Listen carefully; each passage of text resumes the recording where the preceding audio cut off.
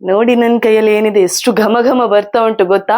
ತುಂಬಾ ಅಂದ್ರೆ ತುಂಬಾ ರುಚಿಕರವಾದ ಅಂಡ್ ಆರೋಗ್ಯಕರವಾದ ಹಲಸಿನ ಹಣ್ಣಿನ ದೋಸೆಯನ್ನು ಇವತ್ತು ನಾನು ಮಾಡಿದ್ದೇನೆ. ಸೊ ಬನ್ನಿ, welcome back to cook with Shreya YouTube channel. ಇವತ್ತು ಮಾಡುವ ಹಲಸಿನ ಹಣ್ಣಿನ ದೋಸೆ ಮಾಡುವ ಯಾವ ರೀತಿ ಮಾಡುದು ಅಂತ ನೋಡ್ಕೊಂಡು ಬರೋಣ ಬನ್ನಿ. ಹಾಗೆ ನನ್ನ ಚಾನಲ್ ಮಾತ್ರ ಸಬ್ಸ್ಕ್ರೈಬ್ ಮಾಡ್ಲಿಕ್ಕೆ ನೆನಪು. ಓಕೆ, ಬನ್ನಿ ಇವಾಗ ರೆಸಿಪಿ ಕಂಟಿನ್ಯೂ ಮಾಡೋಣ.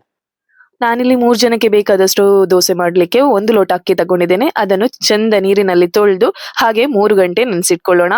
ಇವಾಗ ಅಕ್ಕಿ ಎಷ್ಟು ತಗೊಂಡಿದ್ದೀರಾ ಅಷ್ಟೇ ಹಲಸಿನ ಹಣ್ಣಿನ ಹೋಳುಗಳನ್ನು ತಗೊಳ್ಬೇಕು. ಅದಕ್ಕಿಂತ ಸ್ವಲ್ಪ ಕಮ್ಮಿ ಆದ್ರೂ ತೊಂದರೆ ಇಲ್ಲ. 1 ಲೋಟ ಅಕ್ಕಿ ಆದ್ರೆ 3/4 ಲೋಟದಷ್ಟು ಹಲಸಿನ ಹಣ್ಣು ತಗೊಳ್ಳಿ. ಅಕ್ಕಿಯನ್ನು 3 ಗಂಟೆ ನೆನೆಸಿಟ್ಕೊಳ್ಳಿ. ಇವಾಗ ಸಿಹಿಗೆ ಬೇಕಾದಷ್ಟು ಬೆಲ್ಲ ಹಾಕೊಳ್ಳೋಣ. ಬೆಲ್ಲ ನಿಮ್ಮ ಸಿಹಿಗೆ ಅನುಸಾರವಾಗಿ ಕಮ್ಮಿ ಜಾಸ್ತಿ ಮಾಡ್ಕೊಳ್ಬಹುದು. ಇದ್ರ ಜೊತೆನೆ 1 ಏಲಕ್ಕಿಯನ್ನು ಕಡಿಯುವಾಗ ಹಾಕೊಳ್ಬೇಕು. ನಂತರ 1 ಹಿಡಿಯಷ್ಟು ತೆಂಗಿನಕಾಯಿ ತುರಿ. ಇಷ್ಟನ್ನು ಇವಾಗ ನಾವು ಸ್ವಲ್ಪ ನೀರ್ ಹಾಕಿ ರುಬ್ಕೊಂಡ್ ಬರೋಣ. ಉಪ್ಪು ಹಾಕೋದ್ ಬೇಡ. ಇವಾಗ ಈ ರೀತಿ ಕಡ್ಕೊಂಡ್ ಬಂದಿದ್ದೇನೆ. ಇದಕ್ಕೆ ಗ್ರೈಂಡರ್ ತೊಳ್ದ ನೀರೇನಿದೆ ಅದನ್ನ ಸ್ವಲ್ಪ ನೀರ್ ಹಾಕೊಂಡು ಮೊದ್ಲಿಗೆ ಒಂದ್ಸಲ ಈ ರೀತಿ ಮಿಕ್ಸ್ ಮಾಡ್ಕೊಳ್ತಿದ್ದೇನೆ. ಮತ್ತೆ ಹದ ನೋಡ್ಕೊಂಡು ಬೇಕಿದ್ರೆ ಇನ್ನೊಂದ್ ಸ್ವಲ್ಪ ನೀರ್ ಹಾಕೊಂಡು ಇನ್ನೊಂದ್ಸಲ ಕರೆಕ್ಟ್ ಆಗಿ ಮಿಕ್ಸ್ ಮಾಡ್ಕೊಳ್ಳೋಣ.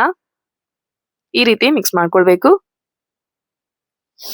ಇವಾಗ ನೋಡಿ ಈ ರೀತಿ ಮಿಕ್ಸ್ ಮಾಡಿ ಹಾಗೆ ಲಿಡ್ ಕ್ಲೋಸ್ ಮಾಡಿ ನಾನು ಓವರ್ ನೈಟ್ ಇಟ್ಟಿದ್ದೆ ಫರ್ಮೆಂಟ್ ಆಗ್ಲಿಕ್ಕೆ. ನಿಮ್ಗೆ ಓವರ್ ನೈಟ್ ಫರ್ಮೆಂಟ್ ಆಗೋದು ಬೇಡ ಅಂದ್ರೆ ಕನಿಷ್ಠ 2 ಗಂಟೆ ಆದ್ರೂ ಫರ್ಮೆಂಟ್ ಆಗ್ಲಿಕ್ಕೆ ಇಡಬೇಕು. ಅವಾಗ ಮಾತ್ರ ಕಣ್ ದೋಸೆ ಬರುದು. ಈ ರೀತಿ ಫರ್ಮೆಂಟ್ ಆಗಿದೆ ಬೆಳಿಗ್ಗೆ. ಇವಾಗ ಇದಕ್ಕೆ ರುಚಿಗೆ ಬೇಕಾದಷ್ಟು ಉಪ್ಪು ಹಾಕೊಳ್ಳೋಣ. ಉಪ್ಪಿನ ಜೊತೆ ಸ್ವಲ್ಪ ಚಿಟಿಕಿ ಅರಿಶಿನ ಹಾಕೊಳ್ಳೋಣ. ಹಲಸಿನ ಹಣ್ಣಿನ ದೋಸೆ ಸ್ವಲ್ಪ ಯೆಲ್ಲೋ ಕಲರ್ ಬರ್ಲಿ ಅಂತ ಅರಿಶಿನ ಹಾಕೊಳ್ಳೋದು. ಬೇಡ ಅಂದ್ರೆ ಸ್ಕಿಪ್ ಮಾಡ್ಕೊಳ್ಬಹುದು. ಇವೆರಡನ್ನು ಹಾಕಿ ಚೆಂದ ಮಿಕ್ಸ್ ಮಾಡ್ಕೊಳ್ಬೇಕು. ಉಪ್ಪು ಎಲ್ಲ ಬ್ಯಾಟರ್ ಅಲ್ಲಿ ಕರೆಕ್ಟ್ ಆಗಿ ಕರಗಬೇಕು. ಅಷ್ಟು ತನಕ ಈ ರೀತಿ ಮಿಕ್ಸ್ ಮಾಡ್ಕೊಳ್ಬೇಕು. ಈ ಹದಕ್ಕೆ ನಮ್ದು ದೋಸಾ ಬ್ಯಾಟರ್ ರೆಡಿ ಆಗ್ಬೇಕು. ಈಗ ಕಾದ ತವ ಇದೆ ಇಲ್ಲಿ. ಇದನ್ನ ಸ್ವಲ್ಪ ನಾನು ಕ್ಲೀನ್ ಕ್ಲೋತ್ ಇಂದ ಒರೆಸ್ಕೊಂಡಿದ್ದೇನೆ.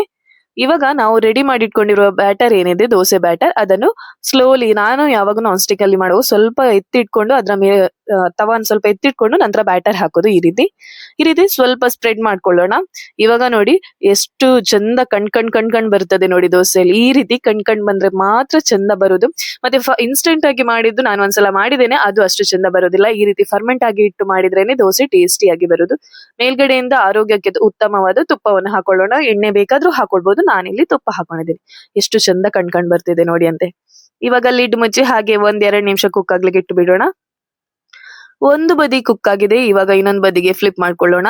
ಫ್ಲಿಪ್ ಮಾಡಿ ಅದ್ರ ಇನ್ನೊಂದು ಬದಿ ಕೂಡ ಗೋಲ್ಡನ್ ಕಲರ್ ಬರುವ ತನಕ ನಾವು 1 ನಿಮಿಷ ಅಷ್ಟು ಕಾಯಿಸ್ಕೊಳ್ಬೇಕಾಗುತ್ತೆ. ಈ ರೀತಿ ಕಲರ್ ಬರಬೇಕು. ಇವಾಗ ಇನ್ನೊಂದು ದೋಸಾ ಬ್ಯಾಟರ್ ಕೂಡ ನಾನು ಹಾಕಿದ್ದನ್ನು ತೋರಿಸ್ತಿದ್ದೇನೆ. ಇಲ್ಲಿಗೆ ನಮ್ಮ ಹಲಸಿನ ಹಣ್ಣಿನ ದೋಸೆ ರೆಡಿ ಆಗಿದೆ. ಸ್ಲೋಲಿ ಆಗಿ ಅದನ್ನ ನಾವು ಸ್ವಲ್ಪ ಸ್ಪ್ರೆಡ್ ಮಾಡ್ಕೊಂಡು ಕಣ್ ಬಂದ ನಂತರ ಇದಕ್ಕೆ ಮೇಲ್ಗಡೆಯಿಂದ 1 ಸ್ಪೂನ್ ಅಷ್ಟು ತುಪ್ಪ ಹಾಕೊಳ್ಬೇಕು. ತುಪ್ಪ ಈ ರೀತಿ ನಿಮ್ಗೆ ಎಷ್ಟು ಬೇಕು ಅಷ್ಟು ಹಾಕೊಳ್ಳಿ. ಜಾಸ್ತಿ ಬೇಕಿದ್ರೆ ಜಾಸ್ತಿ ಕೂಡ ಹಾಕೊಳ್ಬಹುದು, ಸ್ವಲ್ಪ ಬೇಕಿದ್ರೆ ಸ್ವಲ್ಪನೇ ಹಾಕೊಳ್ಬಹುದು. ಲೀಡ್ ಮುಚ್ಚಿ ಹಾಗೆ ಕುಕ್ ಮಾಡಿದ್ರೆ 2 ಬದಿ ನಮ್ದು ಆರೋಗ್ಯಕರವಾದ ಮತ್ತು ಟೇಸ್ಟಿ ಕೂಡ ಅಷ್ಟೇ ಟೇಸ್ಟಿ ಆಗಿರುತ್ತೆ ಹಲಸಿನ ಹಣ್ಣಿನ ದೋಸೆ ರೆಡಿ. ಸೊ ನಾನು ಐ ಹೋಪ್ ನೀವೆಲ್ಲ ಟ್ರೈ ಮಾಡ್ತೀರಾ ಅಂತ ಅನ್ಕೊಳ್ತೇನೆ. ಹಾಗೆ ನನ್ನ ಚಾನಲ್ಗೆ ಯಾರಾದ್ರೂ ಹೊಸದಾಗಿ ಬಂದಿದ್ರೆ ಪ್ಲೀಸ್ ಸಬ್ಸ್ಕ್ರೈಬ್ ಮಾಡಿ ಮತ್ತೆ ಸಪೋರ್ಟ್ ಮಾಡಿ. ಹಾಗೆ ಈ ದೋಸೆಯನ್ನು ಟ್ರೈ ಮಾಡಿ.